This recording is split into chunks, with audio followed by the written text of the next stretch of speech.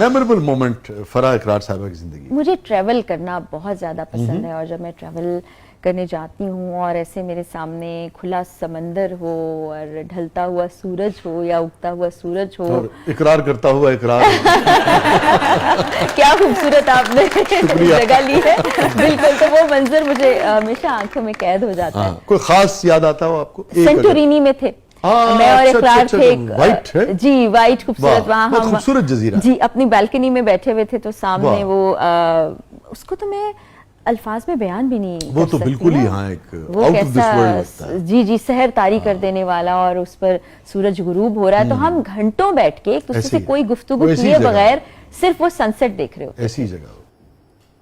تلخ ترین یاد فرح اقرار صاحبہ کی زندگی؟ والد صاحب کا چلے جانا، وہ بہت ہی تکلیف دہ بات ہے، اور ایسا تھا کہ حافظ آباد میں میری پھپھو ہوتی ہیں، تو ابا جی کی چارپائی رکھی تھی اور میں یہاں زمین پر تھی، تو مجھے کسی نے کہا کہ ابا کا چہرہ دیکھا ہے؟ وسیع صاحب میرے میں ہمت ہی نہیں تھی کہ میں وہ چادر ہٹا کر ان کو دیکھ سکوں اور یہ یقین کر سکوں کہ میرے والد صاحب اس دنیا میں نہیں رہے، اور ہر اولاد کے لیے بڑا تکلیف دہ مرحلہ ہوتا ہوگا۔ یہ بڑی تلخی ہے، یہ وہ تلخی ہے جو آپ کے اندر رہ جاتی ہے، اور یہ وہ کمی ہے جو ساری زندگی پوری نہیں ہو سکتی۔ ہم جیتے ہیں، ہم کام کرتے ہیں، ہم زندگی بھی جی رہے ہوتے ہیں، سب کر رہے ہوتے ہیں، لیکن وہ خلا جو ہے نا وہ کبھی بھی پر نہیں ہو سکتا۔ یہ بہت میں نے اس پہ لکھا تھا ایک بار کہ ایک شخص مجھ کو چھوڑ گیا تھا بہار میں، ایک شخص مجھ کو چھوڑ گیا تھا بہار میں، پھر زندگی پلٹ کے نہ آئی مدار میں۔ ایک چیز جو آپ کے تجربے اور مشاہدے میں منفی زندگی کا چہرہ آپ کے سامنے آیا ہو، جو آپ نے تجربہ کیا اور مشاہدہ کیا ہو کہ یہ منفی رخ زندگی کا آیا، ایک چیز جو زندگی سے آپ نے تجربہ اور آپ کے مشاہدے میں پازیٹیو آئی ہو، مثبت۔ اچھا، ایک چیز میں کیا کرتی تھی پہلے، ہم سب کہیں نہ کہیں کر جاتے ہیں جب چھوٹے ہوتے ہیں، کہ ہم بیٹھ کے جس کو گوسپ کا نام دیتے ہیں نا، وہ دراصل کیا ہوتا ہے، وہ دوسروں کی باتیں ہوتی ہیں، دوسروں کو ڈسکس کرنا ہوتا ہے۔ یہ بڑا منفی ہے، اور یہ ہماری شخصیت پر بھی منفی اثر ڈالتا ہے، اور جس شخص کو ہم ڈسکس کر رہے ہیں اس کے لیے بھی کتنا غلط ہے کہ ہم اس سے مل بھی رہے ہیں، جل بھی رہے ہیں، اور اس کے لیے ہم غلط پھر باتیں کر رہے ہیں۔ آپ کو لگا یہ تجربے آپ کے رہا؟ یہ ہم دوست آپ بیٹھتے تھے نا، تو ہم اس نے کیسے کپڑے پہن لیے تھے، ہم کرتے رہے، لیکن پھر جب میں نے ریئلائز کیا کہ کتنا غلط ہے، ہم ہنسی مذاق میں جو بات کریں ہنسی مذاق کی بات نہیں ہے، دس از سم تھنگ ویری سیریس، بالکل، تو اس کو میں نے آہستہ آہستہ چھوڑ دیا کہ ہمیں منفی بات بھی نہیں کرنی ہے، ہمیں کسی کے لیے کچھ غلط بولنا ہی نہیں ہے۔ وہی ڈسکشن ہم کسی پروجیکٹ کو لے کر سکتے ہیں، ہم کوئی پروڈکٹیو بات کر سکتے ہیں کسی کی بجائے شخصیات کو ڈسکس کرنے کے۔ تو وہی کہتے ہیں نا کہ جو شخصیات کو ڈسکس کرتا ہے اس سے بہتر ہے آئیڈیاز کو ڈسکس کر لیں، تو اس کو میں نے بدلا۔ یہ بہت پرانی بات بتا رہی ہوں، اب ہم ایسا نہیں کرتے، اور اللہ تعالیٰ اس سے محفوظ ہی رکھے۔ اور مثبت رویہ جو زندگی کا آپ نے تجربہ کیا ہو، معاف کر دیں اور معافی مانگنا سیکھ لیں، اس سے آپ کی زندگی اتنی آسان ہو جاتی ہے، کوئی دل پہ بوجھ نہیں ہے، آپ پازیٹیو رہتے ہیں، آپ تو آپ کے تجربے میں آیا کہ لوگ معاف کرتے ہیں؟ میں اپنی ذات ہی کی بات کرتی ہوں، لوگوں کو میں نے دیکھا مشکل ہوتا ہے معاف کرنا، مشکل ہوتا ہے، لیکن جنہوں نے سیکھ لیا وہ پھر بڑی خوشگوار زندگی گزار رہے ہیں۔ آخری سوال، کس معاملے میں آپ کو کسی کو بھی معاف کرنے میں مشکل پیش آئی زندگی میں بہت، کہ آپ نے بھی بہت جبر کر کے معاف کیا ہو؟ اچھا، اگر میں یہ بات آپ کو بتاؤں گی تو شاید آپ کو لگے کہ میں بڑی نا فلسفیانہ بات کر رہی ہوں، لیکن مجھے اپنی ذات کو معاف کرنے میں سب سے زیادہ مشکل پیش آتی تھی وسیع صاحب۔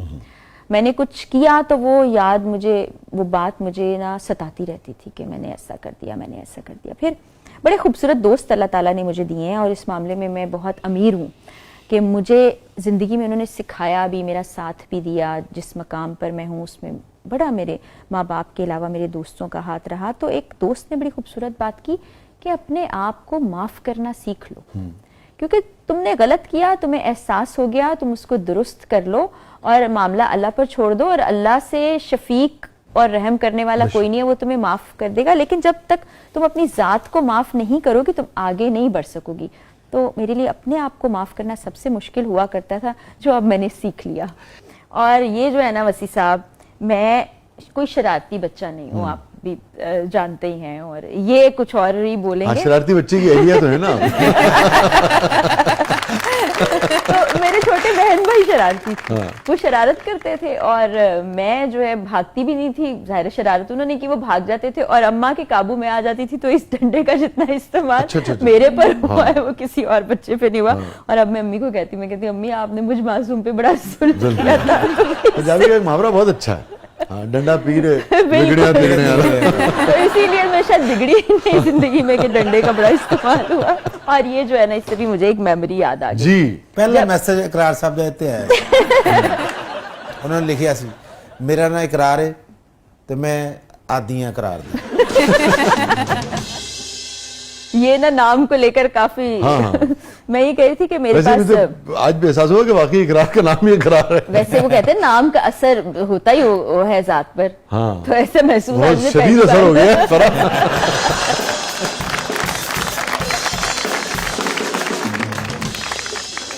تو یہ نوکیا 3310 اس کو کہا کرتے تھے. تو میرے پاس ایل جی کا فون تھا, بڑا اسمارٹ سا اورنج کلر کا, جیسے یہ باٹل پڑی ہوئی ہے, گلاس پڑا ہوا ہے. تو میرے بردر ان لا کے پاس یہ فون تھا, تو میں نے ان سے ایکسچینج کر لیا کہ مجھے اتنا پسند آیا. میں نے کہا یہ مجھے دے دو, اور پھر یہ اتنا بھاری ہوتا تھا کہ کبھی کوئی شرارت کرے تو اس کے سر پر بھی مار دیا جائے. چور چوری نہیں کر سکتا, بندہ چھٹوا مارتا چوک پہ بے ہوش ہو جاتا سی.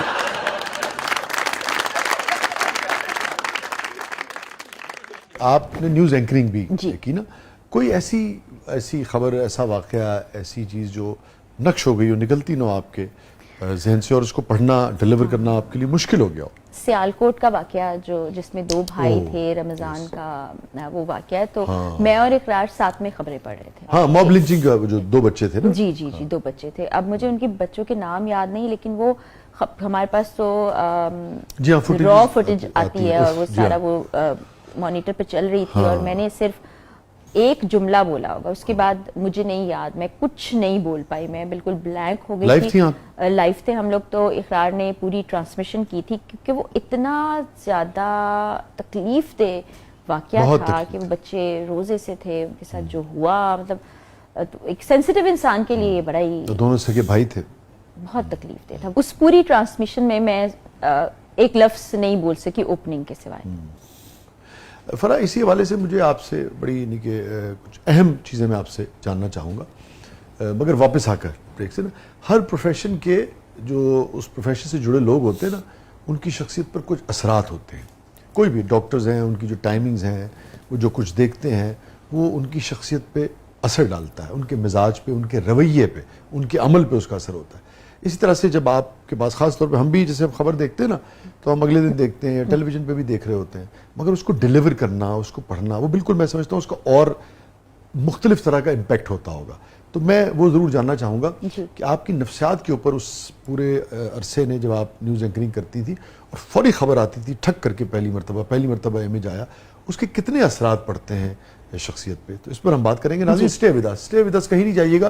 چھوٹے سے وقفے کے بعد واپس آتے ہیں. ہمارے موجود ہیں فرا اقرار صاحبہ. پروگرام کے اگلے مرحلے میں آپ کے لیے بہت کچھ ہے. آپ دیکھ رہے ہیں زبردست.